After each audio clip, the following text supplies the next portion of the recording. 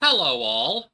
It's your lovable alien catboy from a parallel universe, Magi, once again here today.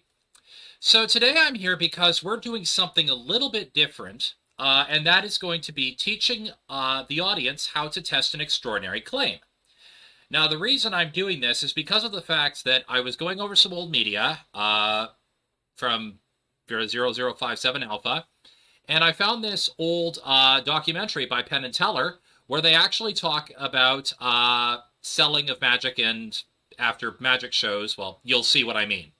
But I want to actually test this claim rather than just writing it off like they did, and I will show you roughly how we're going to test it. So let's play the clip, and then I'll explain the testing procedure and what we're doing and why the cameras are set up the way they are and everything. Here we go.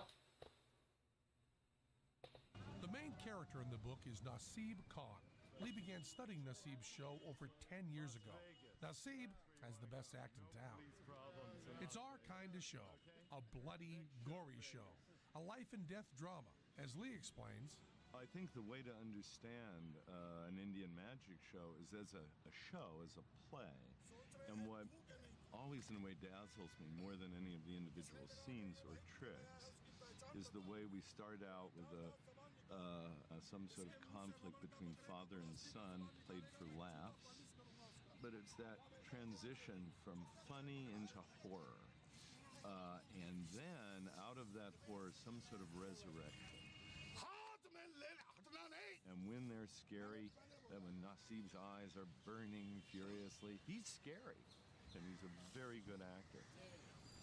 This show has its origin in the guy who is selling his powers. The cutting up and restoration of Naseeb's son's tongue is bloody. It reminds us of the myth about the boy being sliced up in the rope trick. Only money from the audience will bring his son back to life. Then Naseeb sells lucky rings to people who just might believe he has real magic powers. Now, that was an interesting little bit there. He did a sleight of hand illusion show, and yet he was still selling rings to people who believed he might have genuine magical powers. That's the claim I want to test. Can a sleight of hand illusion show actually produce real magical energy that can be tracked? So to that end, I have a camera set up to what will be the left of your screen with some various items on it. Those are magic tricks that I'm going to be performing. In addition to that, I am going to use this program here called the Retro Psychokinesis Project, which is based off a radioactive decay-based random number generator, and will calculate not only the number of 0 and 1 bits on any given test, but will also calculate the Z-score. I will be looking at both the cumulative Z-score of 5 runs, one for each trick that will run 2 minutes long, and also the chi-square score, which will go into a Google Sheet afterwards. I will show you that that's for measuring non-normality in case the Z-score is not statistically significant, or in case there's evidence that it might be not normal. And just to show you, this project does have some academic backing. The site itself has been cited on Google Scholar before, and various academic journals, including some parapsychological journals, have made use of the evidence in this particular project in order to see whether or not quantum effects can be tracked.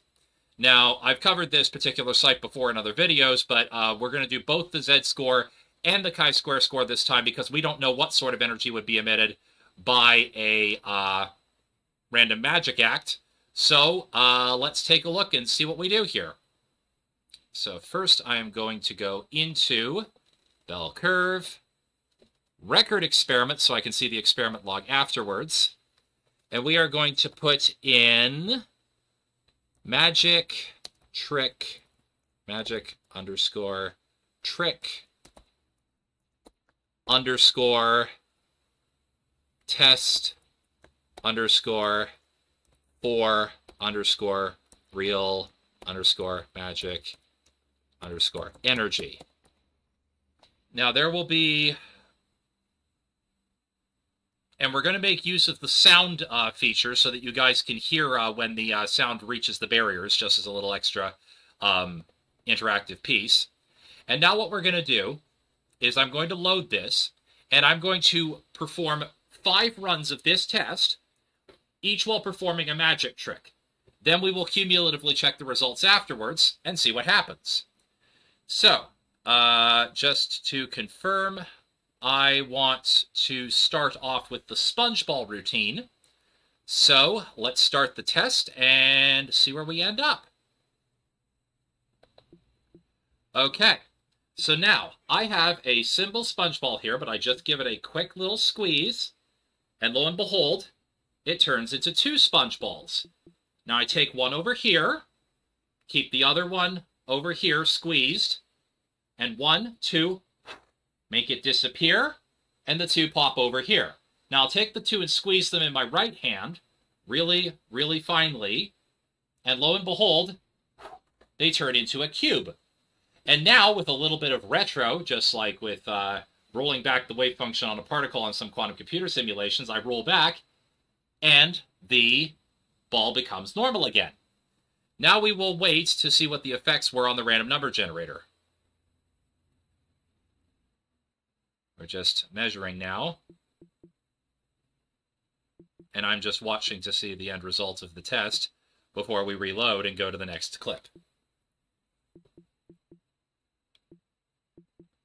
Okay.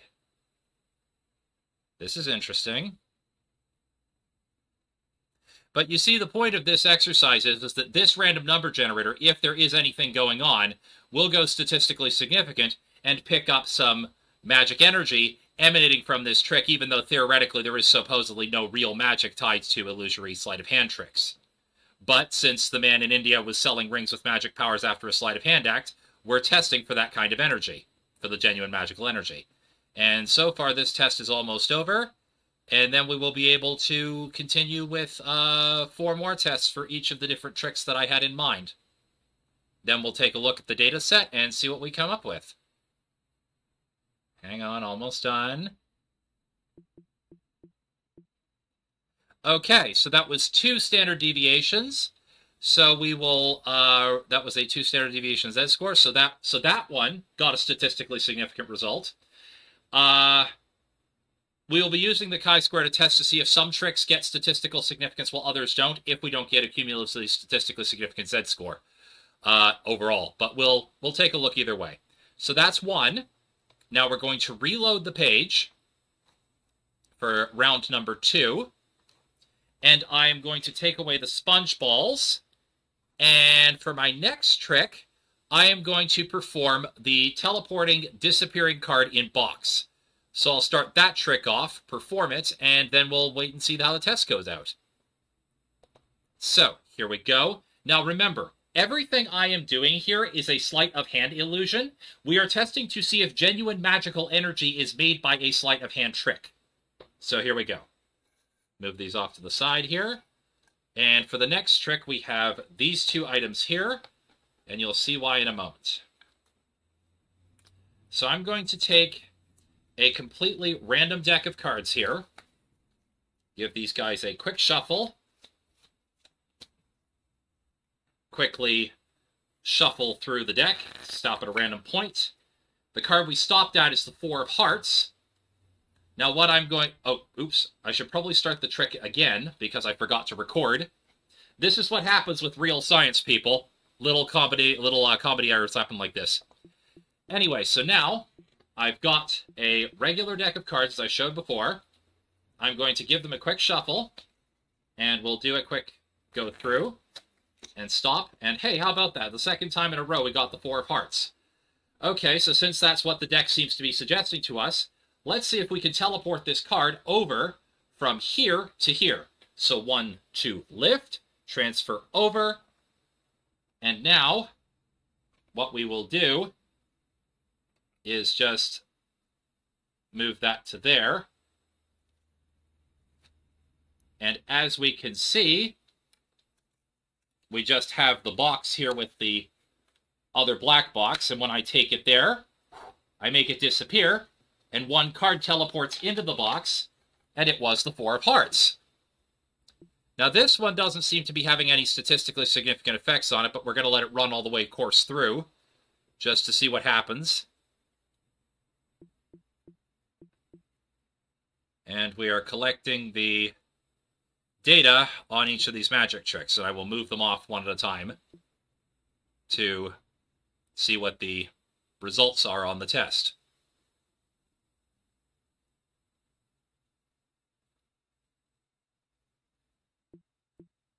Okay, hang on.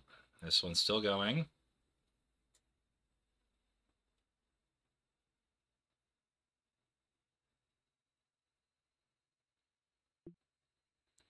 Hang on. We're just letting the test run its course to pick up any excess energy that might be there, if there's any there at all.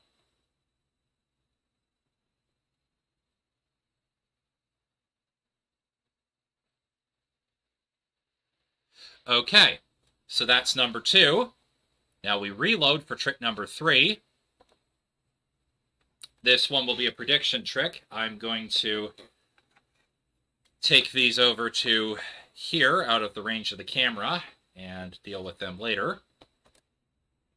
And now for trick number 4, which will be a prediction trick. I will show you what I have in mind for that in a couple of seconds. And starting. Okay, so we have a set of regular cards here, just showing that they each have different numbers on them. And I'm going to give these guys a quick shuffle. And once again, I'm going to stop at a random location. Now, I predict that the number that's about to show up is 3269. Completely random. I don't know. I'm just going to see if my premonition is correct. Yes, 3269, after a randomly selected number. Anyway, that is that trick. And now we're monitoring the remainder of the energy that might have come off that trick for the remainder of this one. And it seems to be going positive again, and we're about halfway through the test. So I'll just quickly put this off to the side.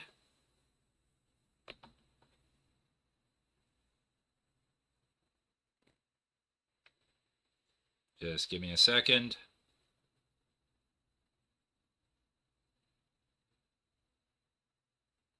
The beauty of this, people, is that you get to understand exactly what a scientific test entails, and the fact that I'm videotaping the results live means that at least you know that the results we're getting are genuine. Like, I'm not influencing this at all. We're literally just tracking to see what happens, if anything.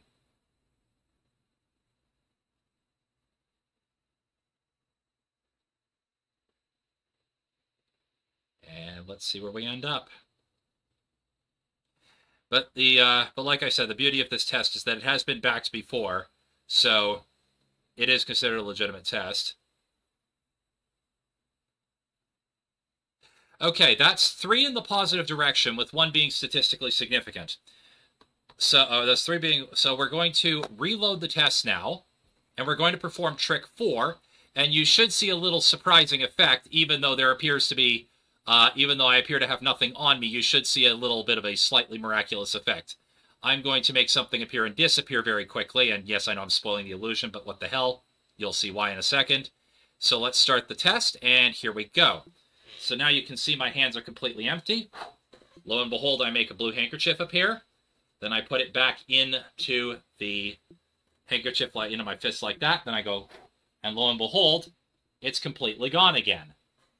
And now we will watch this test all the way through to see what happens, to see what energy it picked up, if anything.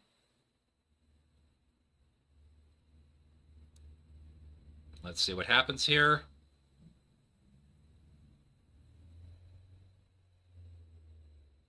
Just one moment.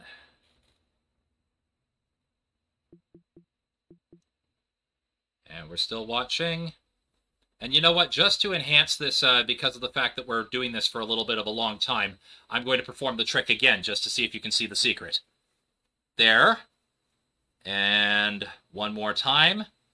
Just put it all away. And it's gone. Completely gone.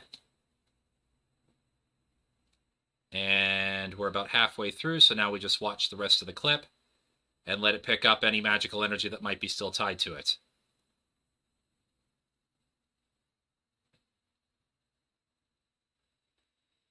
Okay, let's just see how this goes.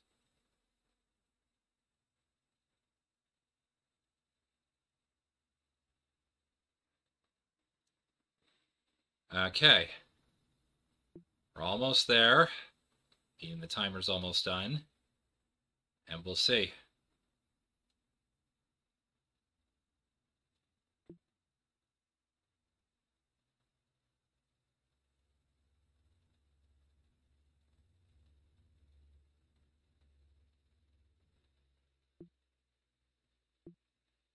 Okay, so that's 4 runs that are all in the same direction, one statistically significant.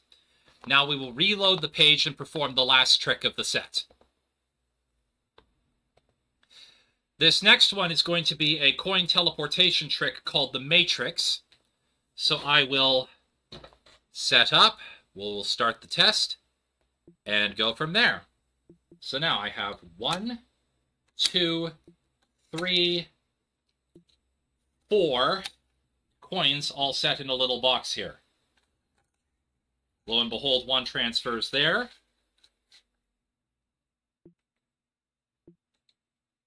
Third coin transfers to this small pile here. And now I cover it. And lo and behold, all 4 coins have teleported completely into a single pile. And now I'll just set that up one more time. Let me pick up the 4 coins again and reset them again. So we'll do a replication of all 4 runs. So one more time. 1, 2, 3, 4. And 1, 2, 3. And lo and behold, all 4 coins have teleported into one spot. Now I'll just quickly move the coins. And then you can see there's all 4 right there. Now remember, everything that I have been doing has been sleight of hand thus far. And we are monitoring to see whether or not any statistically significant effects happen while we're monitoring the tricks. So let's see what happens. We're near the end.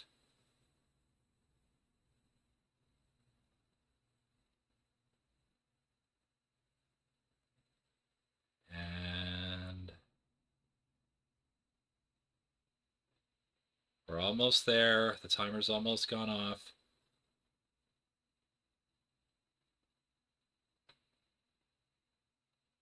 Okay, so now we have 5 runs, all in the right-hand positive direction. So now I'm going to click over to the experiment log to see what that looks like.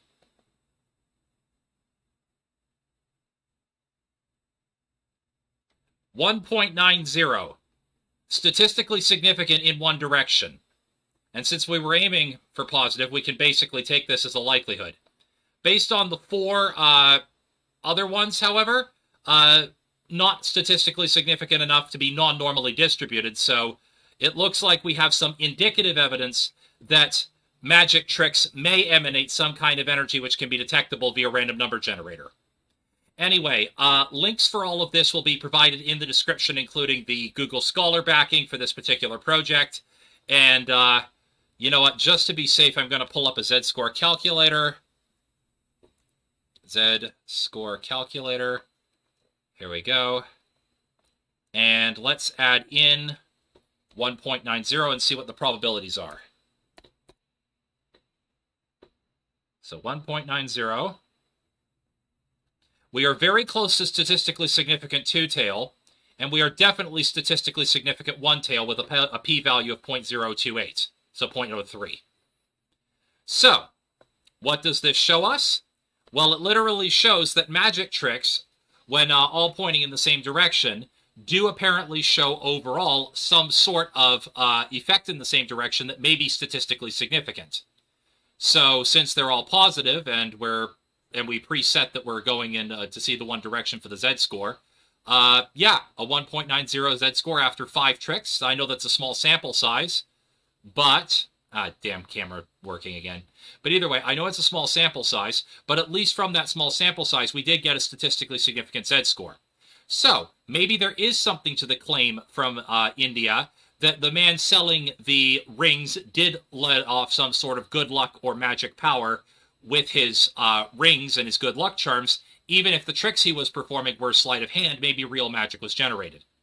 So anyway, that's my thoughts on this for now. Take it for what you will. And I hope you guys enjoyed this little video project with the statistics involved. In the meantime, stay frosty, friends.